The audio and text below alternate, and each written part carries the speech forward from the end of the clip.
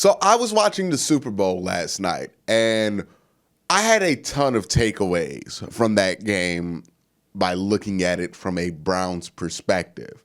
And I thought a lot of interesting things. One, I just don't think the Browns are that far away from playing at that kind of a game. And I think the changes that they need to make to get to that point aren't as overhauling as they may appear. So what are those changes? What can the Browns do to make the final steps, which they are very close to being a true Super Bowl contending and hopefully Super Bowl winning team? Well, let's talk about it. But before I get into that, I want to make sure I give a shout out to the Dog Check tier Patreon members, and as always, they start with Michael Matique, Rob Farron, Kyle Stouffer, Lukey from Munich, David Roth, J Guy 101, Musty Taco, Joe Bobby, Keith Gerkak, Brad Calbo, Daylon W, James McGinty, Arenda Hall, Rex Kaufman, Chad Gimme, David Molinado, Andrew Sadejo, Dylan Hill, Josh Mendor, Eric Green, Jaleel Salim Jr., Martha Krusna, Mark M, TJ Showman, Stuart Moore, Bobo Regretti, Anthony O, David Arndt, Robert Jermaine Jr., Dave Mike May, John Cummings, Andrew Hirsch, Seth Miller, the only Browns fan in Wisconsin, Curtis Bayer, Batman, Rush Sharir, Barack Kumar, John Alver, Beerman 069, Masayua, Buds of Roland, James Nemo, Mac House, Reeve Hertz, Philip Wilcoxon, Marie Viver, CK, Keith Anderson, Sean Barron, Gagos Pisano, Dom Guzzulo, Nick Nasty, Ian Whitaker, Colin 216, Anthony Latham, Christian, Matt Bond, Dave Strong, Michael Stone, Soul Train, Charles Work, Billy, Michael Holden Acton, Moose Gentry, Patrick F. Austin Z, Mark Burnett II, Andre Griffin, Otis Wolf, IT Rex, Greg Ehlers, Austin Bolin, Jesus Serrano, Chris Fones, Picktown Brown Backers, Mark Kahn, Max Out Dojo, and Water Bear Marketing. Again, guys, thank you so much for joining the Patreon, especially during the off season. It really, really helps. Again, guys, thank you so much. Now let's talk about the Browns. One of the things that came into my mind while I was watching the Super Bowl was, I think at a time, Browns fans, myself included, tend to get kind of bogged down by the crushing reality of what the Browns' past has been, that it kind of blinds us to what the future is for a team that actually has a future, right? We've had a ton of years where the optimism was just kind of pulled out of thin air with this team. Now we're looking at a team with true optimism in front of it, but we don't know how to gauge it because we're just not used to it, right?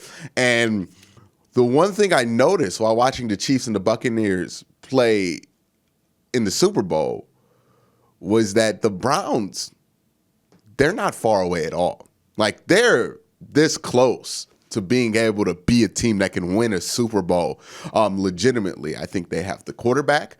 The offensive line is much better than Kansas City. Once you get Odell Beckham back, you're going to have a complement of weapons. And again, I was talking about this last night while watching the Super Bowl, but think about this Browns offense, right? Odell Beckham, Jarvis Landry, the best offensive line in football, Austin Hooper, David Njoku, a developing Harrison Bryant, and oh yeah, the best running game in football with a top 10 quarterback. And yeah, you're right. There's only about 3 teams that at that team's peak, the Browns' peak, can be on the same level, and that's even if that, right? You got the Chiefs and you got the Buccaneers, and then they're the Cleveland Browns. Because at the Browns' peak, they are three-dimensional. There are teams that can put up a lot of points like the Ravens, but they're not three-dimensional like the Browns are. The Browns can rely on their quarterback, who's a top 10 NFL quarterback, and I'll have a video on that later this week. They can rely on their running backs, who are both top 10 running backs. They can rely on their offensive line, who's the best offensive line in football. And Odell could be a top 5 receiver if he gets back to playing like Odell, and Jarvis Landry is a top 25 receiver. You look at the Chiefs, they don't really have that. They are amazing, but they don't have the same level of flexibility and depth that the Browns offense has. You look at that offensive line, not as good as the Browns. Yes, they have Tyreek Hill and they have an awesome wide receiver core, but again, if you have Odell playing at Odell levels, it's comparable. In the running back room, it's not even debatable that the Browns have a better running game, running back room. You know, the only area where the Chiefs truly have you beat is at tight end. That's because they have the cheat code in Travis Kelce.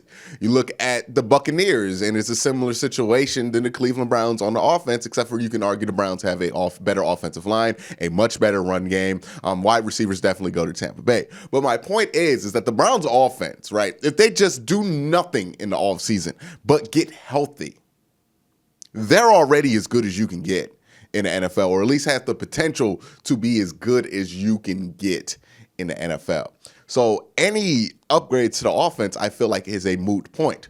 The Browns already have the potential to be the best offense in the NFL in a league that includes a loaded Tampa Bay team and the Kansas City Chiefs. You don't get much better than that in NFL history. So this Browns offense, not much has to change. Maybe Baker Mayfield continues to develop and becomes even better than the top 10 quarterback he was last season. Maybe Odell has a career year. Like, you can hope for all of these things, but even just at base, this is one of the best offenses in the NFL. It was one of the best offenses last year with a ton of pieces hurt. So no. Nothing needs to happen to this offense. No changes, no quarterback swaps, no trades. You don't need to trade Odell Beckham. You don't need to do anything to this offense to have the best offense in football. But that's not what's going to put the Browns over the top. What we learned with Kansas City is that the offense alone ain't going to do it. You need to have an answer on the other side of the ball. And for the Kansas City Chiefs, they just didn't have that answer, right? It was Tyrann Mathieu pretty much out there by himself. And when you have a good secondary, which the Chiefs do have, but your defensive line is not getting pushed consistently, therein lies the problem. And that is why, while during the season, a ton of attention has been put on the secondary, right? Andrew Sadejo. People complain about Carl Joseph. People complaining about Greedy Williams not being out there. You know, all the complaints about the secondary are valid and are considerable. But that's not where I would spend a ton of money on in the offseason. You know, I'm not going to spend a ton of money on safety because I think that money would be better spent on the defensive line. But here's why. The Tampa Bay Buccaneers grounded the best offensive football. Why? Well, because they were able to get pressure with the front four. They did nothing special. They didn't disguise a ton of blitz. They didn't get cute or creative. They just sunk their front four, and they were able to get pressure all game. You watched that game, right?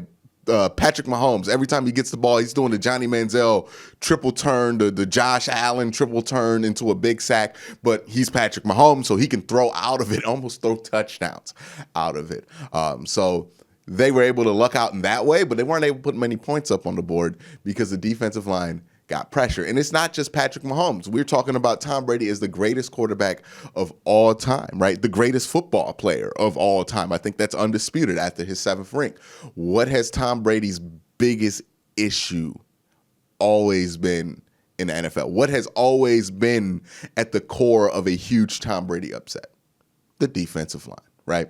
You look at Philadelphia, the New York Giants twice. You look at any upset in Tom Brady's career, it's on the defensive line.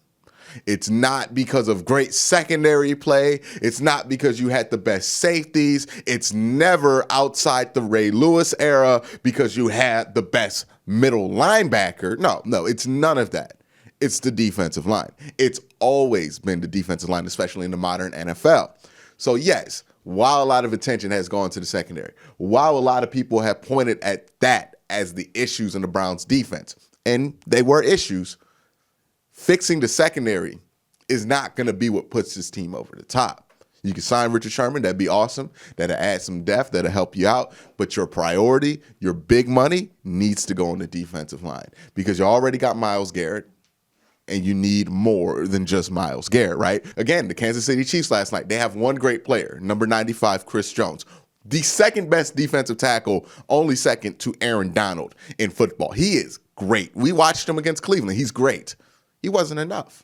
Chris Jones was doing everything he could, just wasn't enough against a good offensive line in Tampa Bay, right? He went up against a Buffalo offensive line that looks good on paper, but gets bailed out a lot because of Josh Allen's ability to get rid of the ball. A Cleveland offensive line that didn't have a left tackle. Like, he had not had to be in a situation where a full team had their full offensive line, and then he was able to get isolated. A lot of the times is what we see with Myles Garrett, right? When a team is able to isolate Myles Garrett and just suffocate him, he's not going to be effective, and that's not even on Myles. It's just the laws of football at play there. So yes, you have Myles Garrett, but you don't have nearly enough. You have Sheldon Richardson, who's okay, Larry Ogunjobi, who's a bit up and down, and I don't think is a proper fit for what this defense needs. And then it's anybody's guess who's after that, right? You look at the Bucs defensive line, it's loaded front to back. That's what the Browns need to do. Overpower this defensive line. Don't just rely on Jordan Elliott getting better and Andrew Billings coming back and becoming a factor, and then you got Sheldon Richardson, and then you're going to draft some guy. That is a poor solution to a problem that, or at least an opportunity, in my opinion, to make the Browns the best team in football, right? That is a poor solution. It's a poor way to go about it.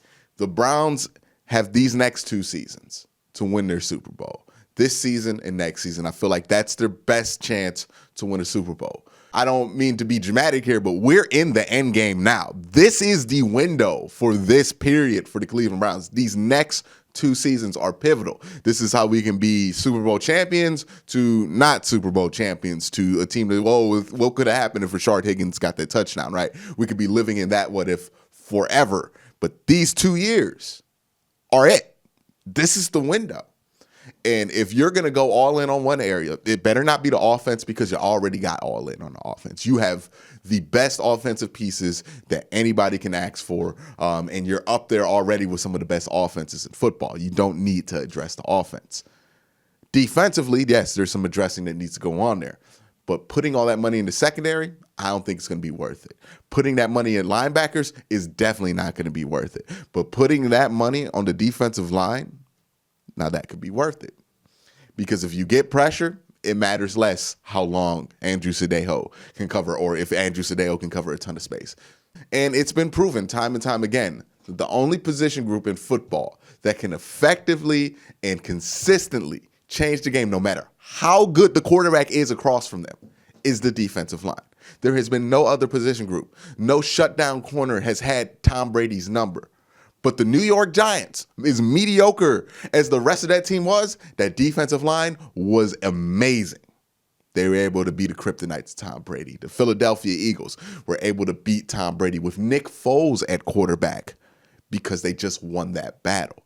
If you want to beat the best, if you want to get to that next level, if you're the Cleveland Browns, you already have one of the best defensive linemen in football.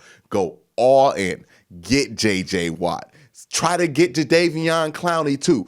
Overpower that defensive line. Put all your cap space in the defensive line. If you want to fix the secondary, fix it with draft picks, fix it with trades, fix it with stuff like that. You know, wait if Grant Delpit can get back, right?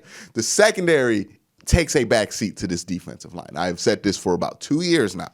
The defensive line needs a sense of urgency, and we have not had a ton to criticize Andrew Berry about. I feel like he has done good things so far with this team, but this offseason, I'm going to have a key eye on 2 things. One, if they really try to go all in on this defensive line to truly put the Browns over the top, and 2, if I'm right about the defensive line being the thing that could put the Browns over the top. But that's my opinion. After watching the Super Bowl, I've thought this, I've said this for 2 years, so it's not, I just watched the Super Bowl and I have this opinion. I thought this for a couple of years, and the Super Bowl confirmed it.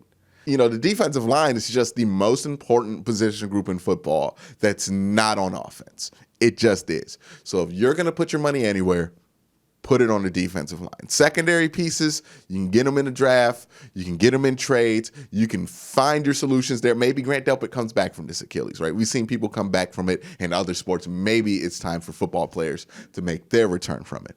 But that's my thoughts on what's going to put this Browns team over the top. Let me know your thoughts. What adjustment, what upgrades could this Browns team do with whatever cap space that they have this offseason? Who can they bring in, and where would those upgrades be that would put this Browns team over the top? I want to know your thoughts down in the comment section below. But again, guys, thank you for watching. Have a great day. Have a good night.